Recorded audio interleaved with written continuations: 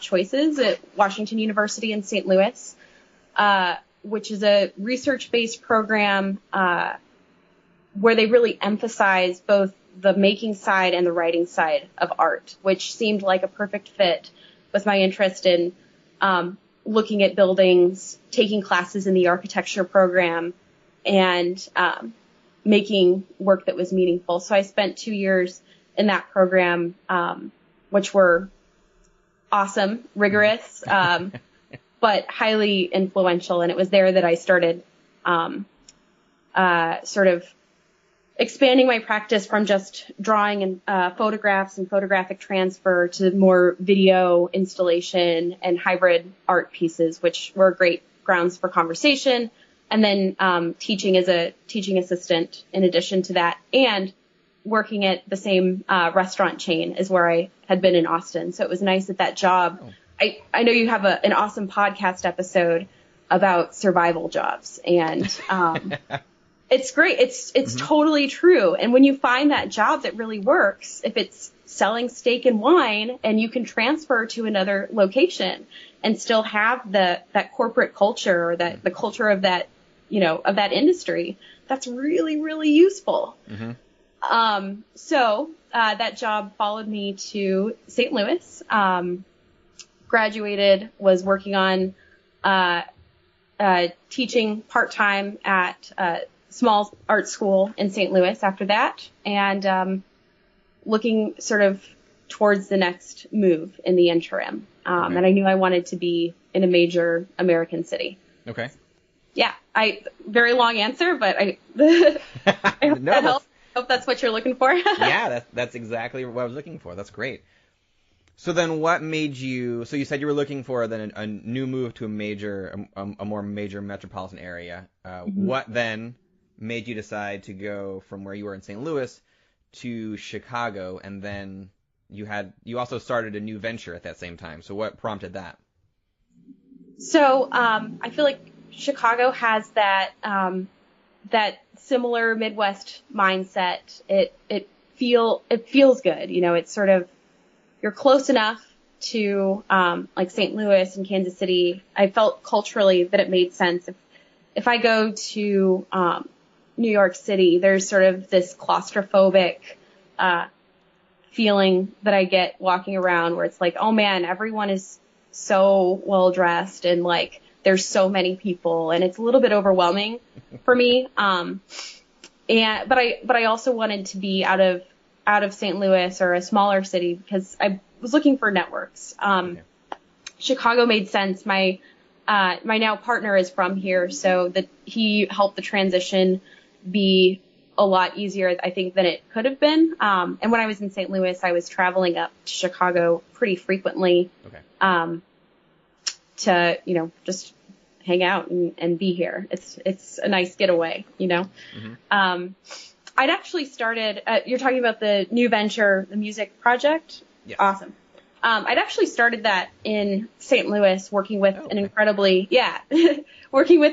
talented producer in the St. Louis area, and writing songs that were actually sort of, in my mind, written manifestos to the built environment. So each song exists as sort of a love story or a love song to a particular type of architectural form, whether it's highways, strip malls, deindustrialized zones.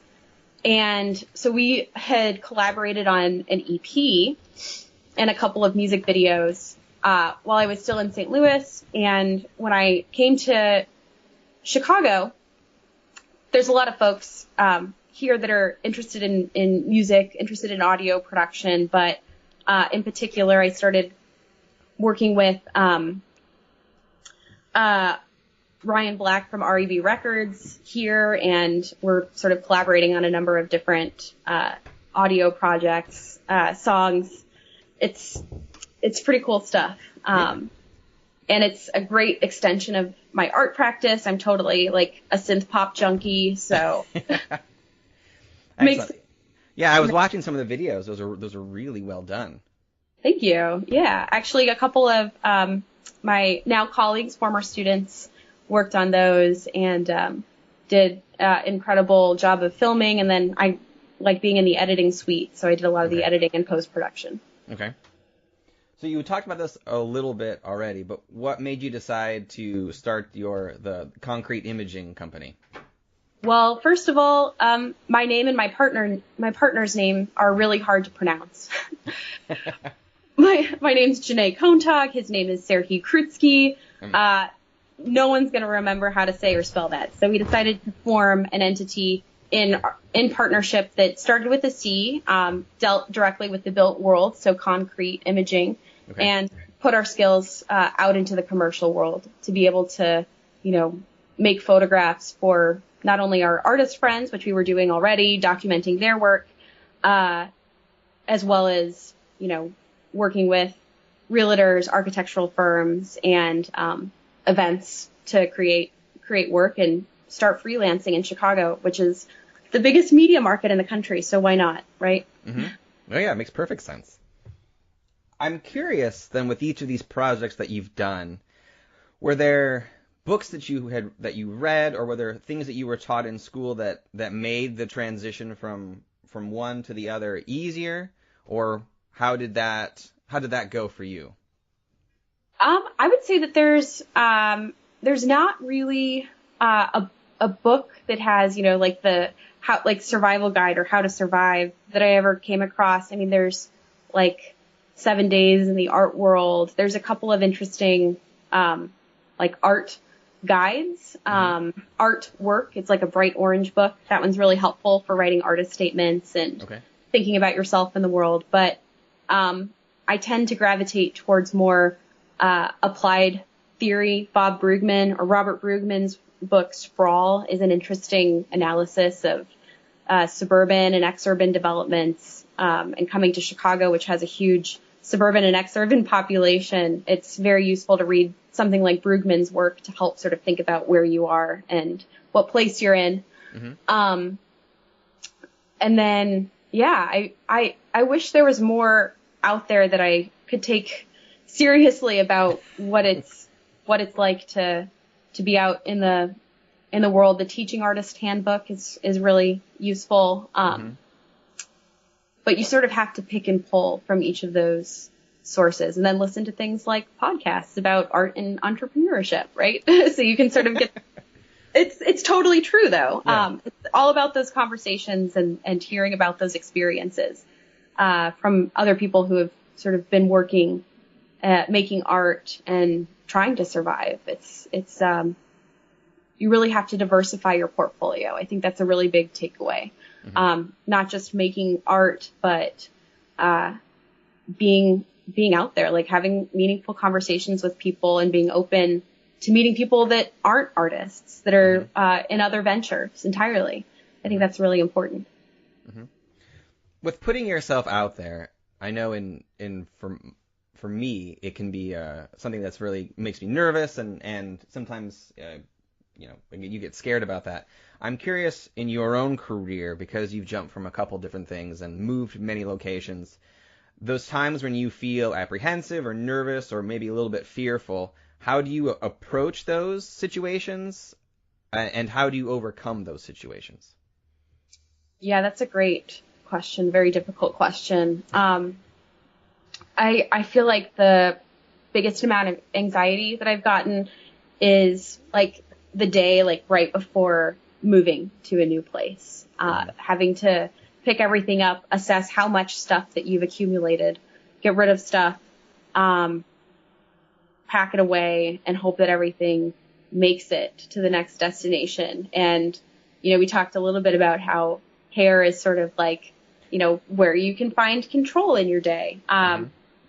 The fitting stuff into a car or into a moving vehicle concept is like, it's really hard to contend with, because you sort of have to reassess everything that you've accumulated, whether that's equipment or stupid posters, or that coffee table that you bought from your roommate who bought from Craigslist that you should really get rid of, but you don't really want to buy a new coffee table.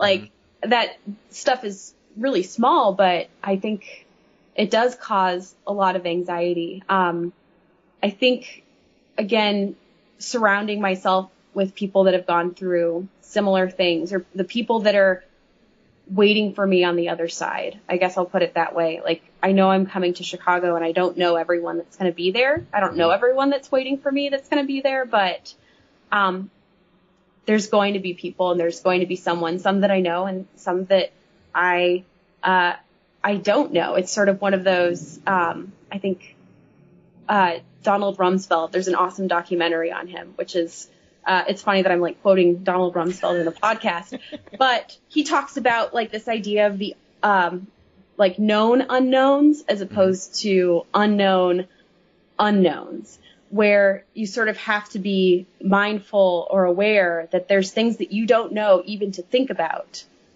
that could potentially happen. So they're like not even on your radar. And I think it's, and of course he's talking about like foreign policy and a nation of security and defense. But I think that there's a lot that you can apply, even just, sort of assessing and analyzing those unknown things that you're about to put yourself in the midst of. And I think that there's something oddly comforting about that.